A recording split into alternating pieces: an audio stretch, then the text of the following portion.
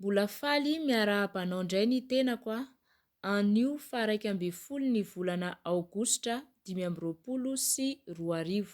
Ny tenin'Andriamanitra tamin'ny sabata dia voasoratra ao amin'ny bokin'ny asan'ny apôstôly toko 1 dia ny 9 ka hatramin'ny 11. Asan'ny apôstôly toko 1 dia ny 9 ka hatramin'ny 11. Ny lohahevitry ny tenin'Andriamanitra dia ny hoe niakatra ho any an-danitra Jesosy, mbola hiverina izy ary eo am-piandrasana izay fiverenana izay isika izao. Ny manaraka hoe ny zavatra tena ilain'ny fiangonana amin'izao dia ny fanahy masina. Ilainao ny fanahy masina ahalalanao ny sitrapon'Andriamanitra. Amen. Ndeha ho vakiantsika ary ny tenin'Andriamanitra.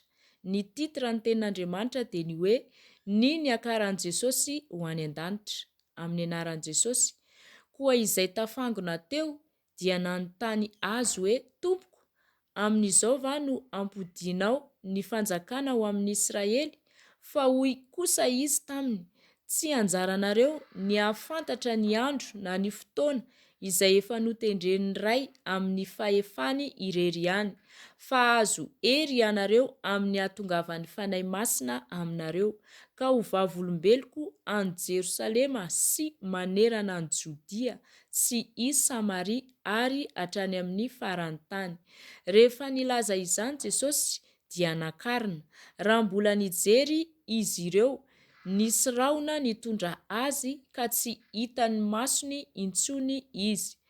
Ary raha mbola nandinika ny lanitra izy ireo tamin'ny nandehanan'i Jesosy dia indreo nisy roalahy tonga teo anilany, niakanjo fotsy ary niteny hoe, ry lehilahy Galiliana, nahoana no mijanona eto mijery ny lanitra ianareo?